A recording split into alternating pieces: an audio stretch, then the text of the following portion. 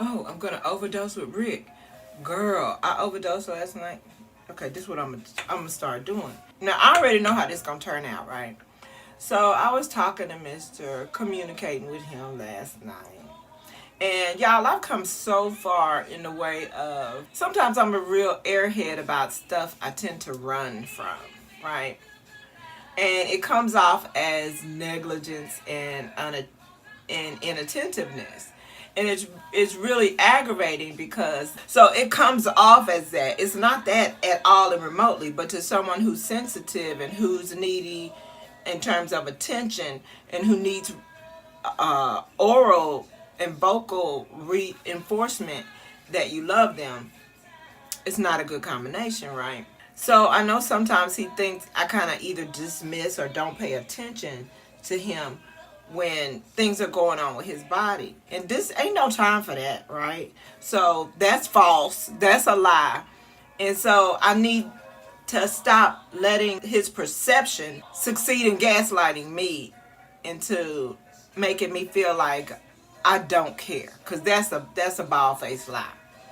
But what I also need to do, because I don't know what it seems disingenuous to remind him, hey, are you paying attention the last few years immediately prior to this whole pandemic situation?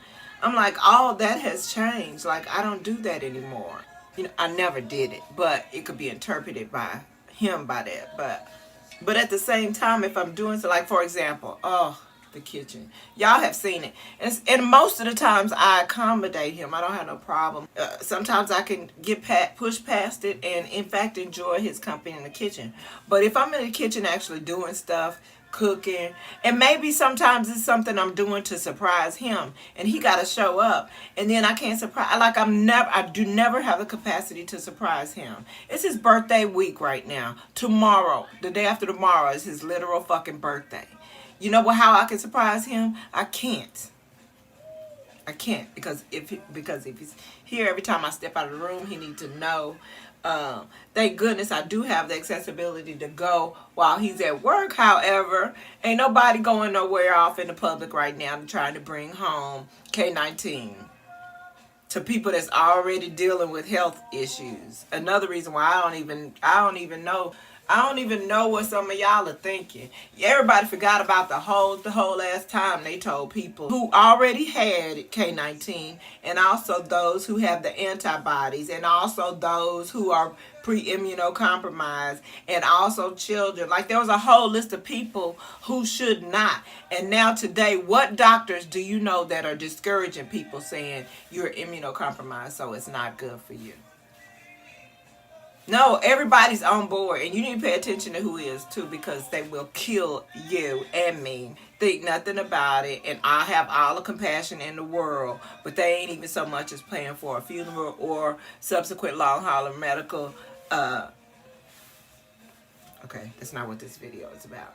And I started to say, let me smoke and calm my ass down, but I'm not gonna smoke. I'm gonna actually hang out with Rick. And I'm going to hang out with Rick, in fact, for the whole week. Oh, that's why I was on, right? So anyway, so I was talking to him, and he said to me, this is some bullshit. This pissed me off. Because y'all know, I'm, like right now, I'm unsmoked. I'm the same person before and after. My eyes might be a little bit lower. But it makes me a better me. And in fact, if I have smoked and I'm communicating with you, I'm communicating more of the truth. I thought we established that. We have actual strains that we call literal truth serum, because you just start telling the truth about whatever it is. And so because I smoked, you feel like I'm insincere? That's very offensive. That fucking pissed me off. So he was like, yeah, but you high right now, and you different when you, and he used that word sober with me too. I don't ever want to hear the word sober in conjunction with cannabis.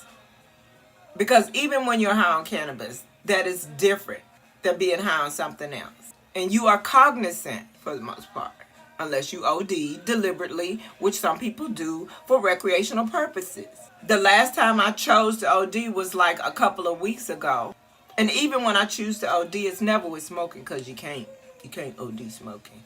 But you can't OD doing nothing. But to get to a point where I'm on the level what people would consider tipsy people being. That's what I consider ODing. So that offended me. So I told him, I was like, that was an hour and a half ago, that I smoked. And usually a pull will last me a half hour.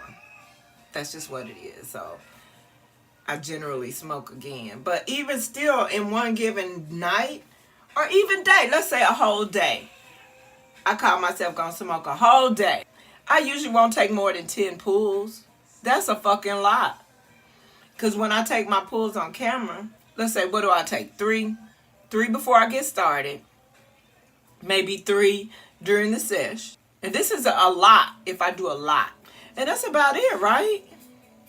I haven't taken more than 6 drags on camera in a video. I haven't taken more than 6 drags in a video, right? Probably. Because I for one think it's disrespectful to waste flower. It's disrespectful to the ancestors that left the medicine to us. It's disrespectful to people who need the medicine and don't have access to it because American systems have forbade it. Speaking of American systems, how is that just cold and I'm hot? I'm hot now. How does that work? Yeah, I know that's rhetorical because I ain't new to this, but let me go drink some lime juice. I'm trying to drink some. You see, I'm forcing this water down. I should just guzzle it. You're right, I should. Oh, okay. And then refill it and drink that too?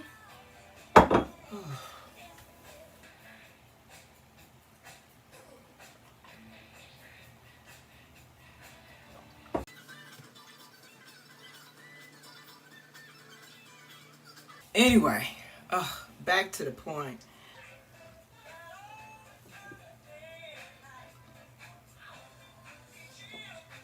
And I want some coffee,